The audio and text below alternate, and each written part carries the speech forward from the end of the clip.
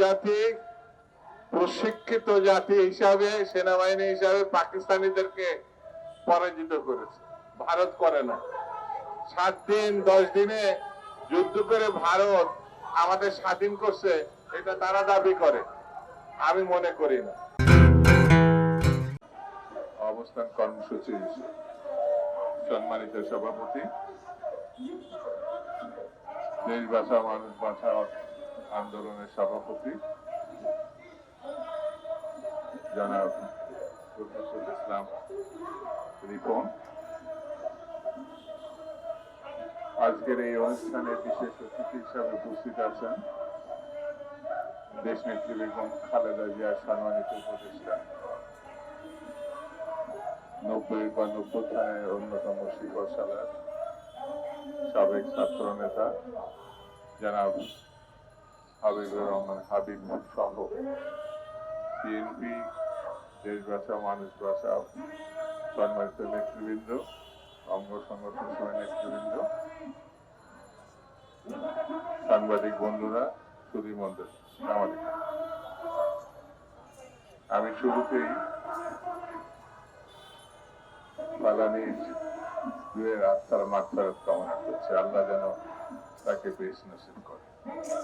বন্ধুরা, বাংলাদেশ ভারতকে বন্ধু রাষ্ট্র হিসাবে মনে করে। আমরা তাদের বিরুদ্ধে এমন কোন পদক্ষেপ এই পর্যন্ত নেই নাই যেটা বন্ধু রাষ্ট্রের প্রতি কোন দেশ নিয়েছে, কিন্তু ভারত বাংলাদেশকে বন্ধু রাষ্ট্র মনে করে।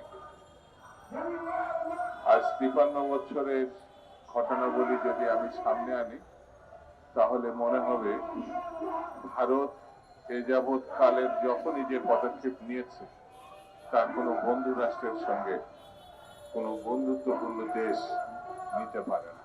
অথচ ভারত দাবি করে তারা বাংলাদেশকে বন্ধু রাষ্ট্র হিসাবে মনে করে। স্বাধীনতার পর আমাদের দেশের সম্পদ ভারতের সেনাবাহিনী সহ তাদের সেই সময় যে জনগণ, ভারতীয় জনগণ লুটপাটকারীরা আমাদের দেশে ঢুকেছিল 71 16 ডিসেম্বর পরে, যা কোনো ভাষায় বর্ণনা করা যাবে। দেশের অস্ত্র শস্ত্র ফেলে যাওয়া পাকিস্তানিদের অস্ত্র শস্ত্র সব নিয়ে গেছে। দেশের সম্পদ নানান ভাবে তারা লুটপাট করেছে। এর পরবর্তীতে দক্ষিণ পূর্ব এশিয়ার অন্যতম নেতা শহীদ জিয়া রহমান বাংলাদেশ, ভারত, পাকিস্তান, নেপাল, ভুটান সহ আফগানিস্তানে বন্ধুত্বপূর্ণ সম্পর্কের কারণে একটি অসাধারণ চিন্তা করেছিলেন, সিদ্ধান্ত নিয়েছিলেন সার্ক, দক্ষিণ পূর্ব এশিয়ার উন্নয়নের জন্য, এবং পরবর্তী সার্ক গঠনও করা হয়েছিল এবং সার্কের প্রয়োজনীয়তাও আমরা দেখেছিলাম। কিন্তু ভারত একসময় তার অসহযোগিতাপূর্ণ কারণে সার্ক এখন বলা যায় বিলুপ্তই হয়ে গেছে, কোন কার্যকর নাই। ভারতের বিগ ব্রাদার সুলভ, বড় ভাই সুলভ, মোড়ল সুলভ দৃষ্টিভঙ্গির কারণে সার্কের মৃত্যু ঘটেছে। বন্ধুরা,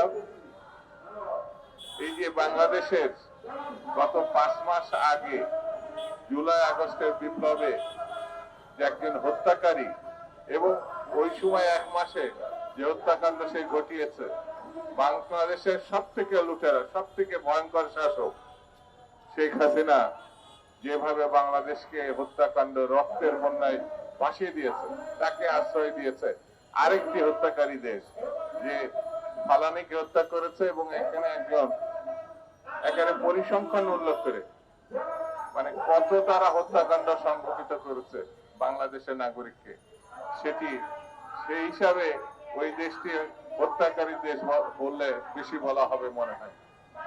তারা আরেক হত্যাকারীকে জায়গা দিয়েছে, লুটেরাকে জায়গা দিয়েছে, গণতন্ত্র বিনাশীকে জায়গা দিয়েছে, যিনি বাংলাদেশের সকল প্রতিষ্ঠানকে ধ্বংস করেছে, শেখ হাসিনা, মুজিবের কন্যা, তাকে জায়গা দিয়েছে। এ ভাবা যায় না পৃথিবীতে এরকম বন্ধুত্বপূর্ণ দাবিদার একটা রাষ্ট্র সেই দেশের হত্যাকারীকে, সেই দেশের লুণ্ঠনকারীকে এইভাবে জায়গা দিয়েছে। আবার তারা আমাদের দেশের সেনাবাহিনীর উপরে দোষ চাপাচ্ছে নাকি সেনাবাহিনী তাকে পৌঁছায় দিয়েছে।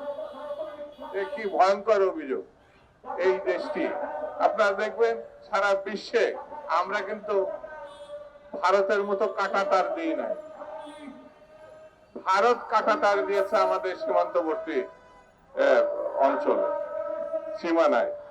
সেই জন্য আমি বেশি বক্তৃতা আজকে করবো না, শুধু এতটুকু কথা বলি, বাঙালি বীরের জাতি যদি একবার ঘুরে দাঁড়ায়, যদি একবার সংগঠিত ভাবে ভারতের এই অন্যায় অবিচারের প্রতি তারা ঘুরে দাঁড়ায়, ভারত কিন্তু রেহাই পাবে, এটা আমি মনে করি, এটা মনে করি না।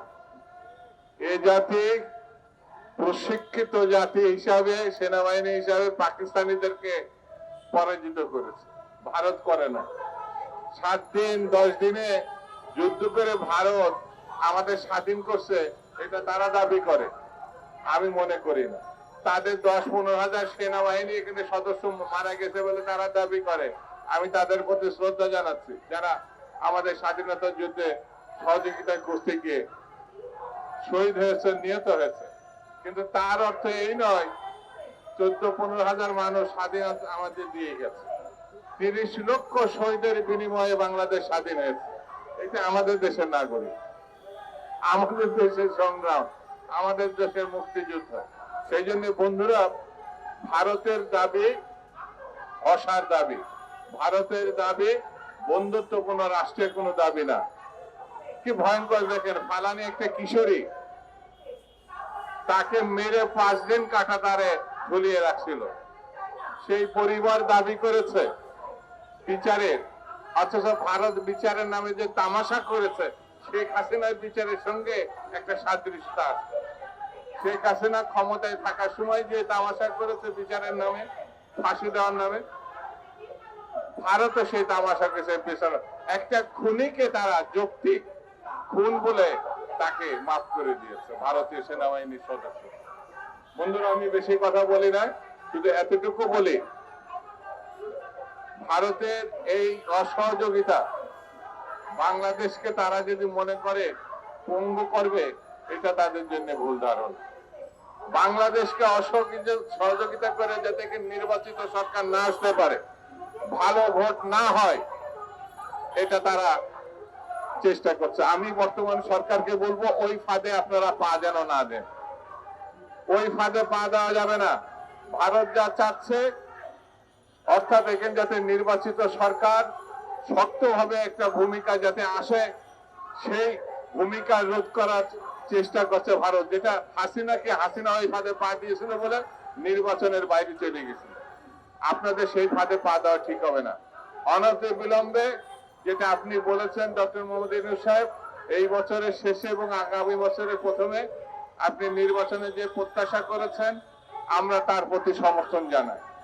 এই নির্বাচনটা যে কোনো মূল্যে ওই সময়ের মধ্যে যদি আমরা করতে পারি, তাহলে আমাদের বাংলাদেশের যে সংকট দেখা দিয়েছে, বাজারে আগুন, নিরাপত্তায় ভয়ঙ্কর অচল অবস্থা, ব্যবসা বাণিজ্যে অচল অবস্থা, সব জায়গায় যে অস্থিরতা, যদি নির্বাচনের দিকে আমরা জাতিকে নিয়ে যেতে পারি, ঘোষণা করতে পারি, তাহলে পরে এই সংকট থেকে আমরা এক ধরনের মুক্তি পাবো বলে আমি প্রত্যাশা করি। সেই জন্য সরকারের উচিত হচ্ছে অবিলম্বে নির্বাচন সংক্রান্ত ব্যাপারে আরো বেশি পদক্ষেপ এবং দ্রুততার সঙ্গে পদক্ষেপ নিতে হবে। এই দাবি জানিয়ে সকলকে ধন্যবাদ জানিয়ে আমি আমার বক্তব্য শেষ করছি। খুদা হাফেজ। বাংলাদেশ জিন্দাবাদ।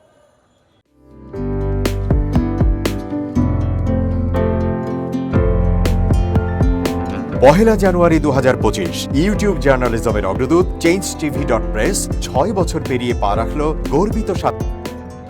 আমি অত্যন্ত আনন্দিত হলাম যে চেঞ্জ টিভি আগামী কয়েকদিনের মধ্যেই 6 বছর পূর্ণ করবে। হাঁটি হাঁটি পা পা করে চলা শুরু করে এখন সে বেশ দৌড়াদৌড়ি করছে বলা যেতে পারে।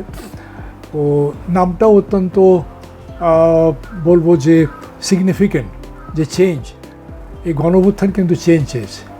সেই হিসেবে তোমার টেলিভিশনের তোমার এই চ্যানেলের নামের একটা যথেষ্ট মিল মিল আছে। পাওয়া যায়।